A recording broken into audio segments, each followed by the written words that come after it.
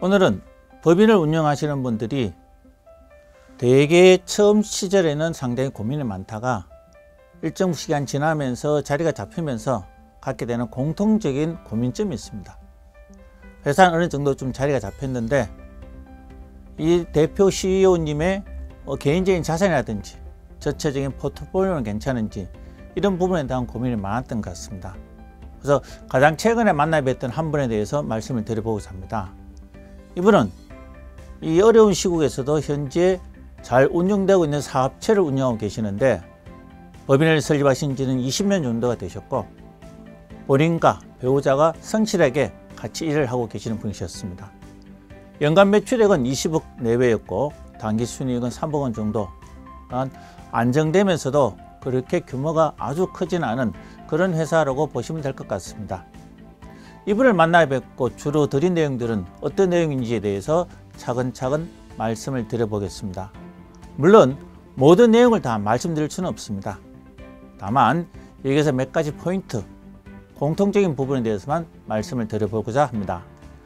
알고 계시겠지만 법인의 주식 가치를 평가하는 부분들은 3년간의 순손익가치와 순자산가치로 평가하게 되어 있습니다.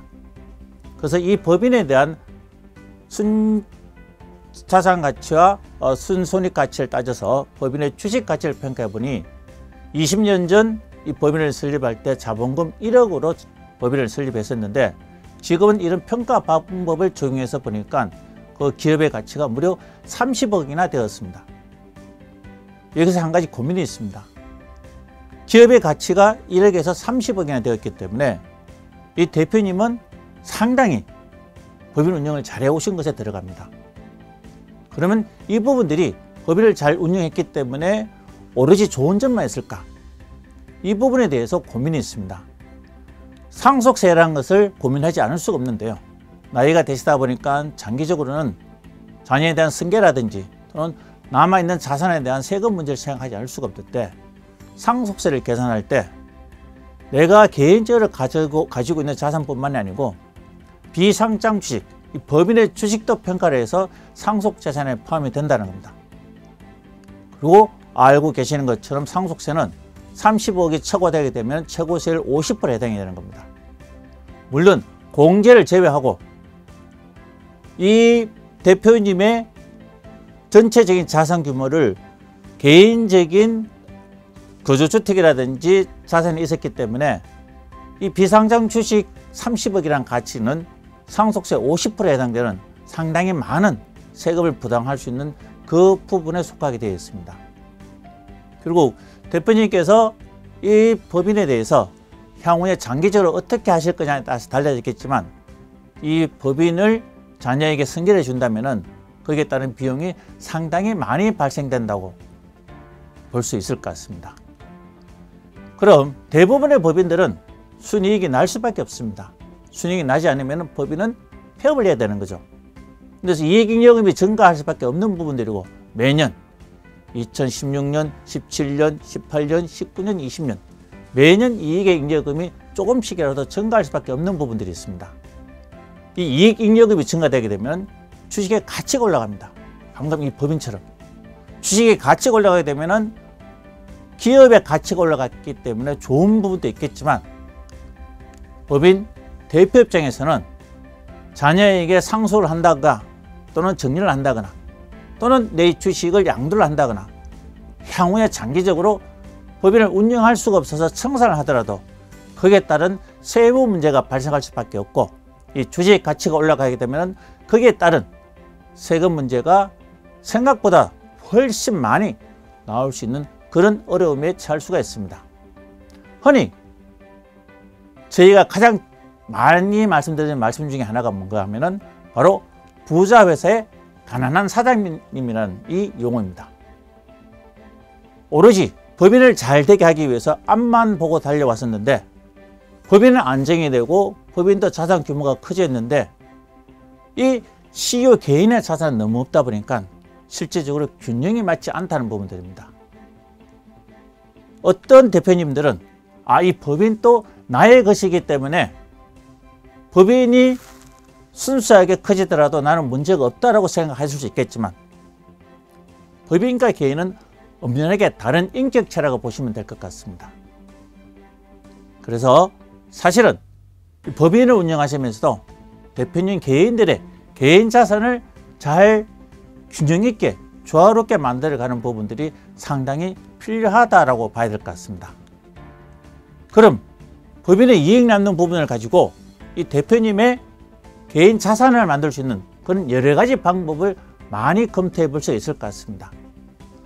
급여를 인상한다든지, 배당을 한다든지, 자본화를 한다든지, 또는 비용 항목을 올린다든지, 또는 퇴직금을 운영한다든지, 주식을 취득한다든지, 이런 여러 가지 부분들을 활용할 수 있겠지만 그 중에 가장 효과적이고 활용도가 높은 부분들이 바로 임원의 퇴직금 제도를 활용하는 부분들입니다. 그럼 이 부분들이 얼마나 효과 있는가를 한번 따져보도록 하겠습니다. 만약에 10억 원을 대표의 개인 소득을 가져온다면 보시는 것처럼 10억 원 초과에 45% 소득세율이 적용되고 있습니다. 그래서 실제로 10억 원을 국세청 홈페이지를 통해서 10억 원을 가져왔을 때 세금이 얼마나 된지 이렇게 따져봤더니 실제 10억 원을 받는다면 이 고객이 부담하는 세금은 약 4억 1,200만 원 정도, 실제 41% 정도의 세금을 부담하게 되었습니다. 그뿐만이 아니죠. 건강보험료라든지 국민연금 이런 보험료가 자동적으로 올라가 있다 보니까 실제로 체감하는 세금 부담은 훨씬 더 크다고 봐야 될 것 같습니다. 그럼 급여를 가져오지 않고 배당을 가져온다면 어떻게 되느냐? 자, 잘 알고 계시겠지만 매년 1월 1일부터 12월 31일까지 이자나 배당 소득이 2천만 원을 초과되게 되면 금융소득 종합과세라고 해서 종합과세가 되게 되어 있습니다. 내가 가지고 가고 있는 사업소득, 임대소득, 근로소득, 기타 소득을 다 합산해서 이 종합소득이라고 해서 세율을 부과하게 되어 있습니다. 그래서 2천만 원 초과되는 내가 배당을 가져온다면 나의 현재의 근로소득, 사업소득, 임대소득과 합산해서 추가적인 세금이 부담되다 보니까 실제로는 배당 금액에 대해서 49.5%의 세금을 내는 그런 효과가 발생이 될 수도 있습니다. 게다가 4대 보험에 대한 부분들도 여전히 부담감이 작용할 수가 있습니다. 그렇다면 이제 저희들이 말씀을 드리는 퇴직소득으로 법인 대표의 퇴직소득으로 가져온다면 얼마 정도의 세금을 낼 것이냐, 이 부분도 역시 국세청 홈택스를 활용한 부분들에 대해서 말씀을 드려보겠습니다. 10억 원을 퇴직소득으로 가져오는 부분들이고요. 그랬을 경우에 소득세나 지방소득세 포함해서 토탈 부담하는 세금이 16.3% 정도입니다. 앞서 우리가 봤던 부분들은 건강보험료라든지 국민연금을 제외하고 약 41%, 2% 정도의 세금을 부담했었고 배당으로 가져온다면 거의 49% 정도의 세금을 부담했어야 되는데 10억 원을 퇴직금을 가져오더라도 16%밖에 세금을 내지 않습니다. 모든 세금 중에서 가장 저렴한 세금이 퇴직소득이라고 보시면 될 것 같습니다. 그래서 여기에 대한 준비가 필요하다고 볼 것 같은데 임원은 근로자와 달라서 임원에서 퇴직금을 가져가려면 몇 가지 유의해야 될 게 있습니다. 우선은 법인에서 정당하게 퇴직금을 지급을 해야 비용 처리를 받을 수 있는 거고, 또한 임원도 퇴직소득 인정을 받아야 세금을 적게 낼 수가 있습니다. 근데 이런 규정들은 임원에 대해서는, 대표에 대해서는 정관 규정에 그 내용이 반드시 들어가 있어야 됩니다. 계속적으로 소득세법이 바뀌고 있는 부분들이 있습니다. 법인세법에 대한 부분들, 소득세법에 대한 부분들, 이 부분들이 정관에 지속적으로 반영이 되어야 법인의 대표들도 이 임원 퇴직금 혜택을 받을 수 있다라고 볼 수 있습니다. 그래서 정관에 대한 정비가 반드시 필요한 것을 말씀을 드리고 싶습니다. 이 부분에 대해서는 두 가지에 대해서 말씀을 드려봤습니다. 잘 알고 계시겠지만 정기보험의 장점은 매년 비용 처리할 수 있는 부분이 크다는 부분들이죠. 하지만 단점은 정기보험은 어느 시점에 가면 해약을 해야 된다는 부분들이 있습니다. 종신보험의 장점은 내가 퇴직을 하더라도 이 계약 자체를 그대로 개인으로 승계해서 가져갈 수 있다는 부분들이 장점입니다.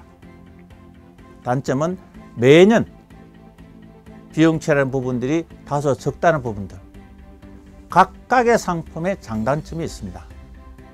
제가 이 법인 대표님에게는 매년의 비용 처리에 도움될 수 있는 정기보험가, 또 향후 이 자산이 많으시기 때문에 법인의 주식 가치도 30억이나 되시고 개인 자산도 많으시기 때문에 향후 본인의 상속세에 대한 고민, 그런 부분이 있으셨기 때문에 종신보험을 추가적으로 법인 명의로 그렇게 납입할 수 있도록 만들어서 퇴직금을 가져갈 수 있게끔 이렇게 만들어 드렸습니다.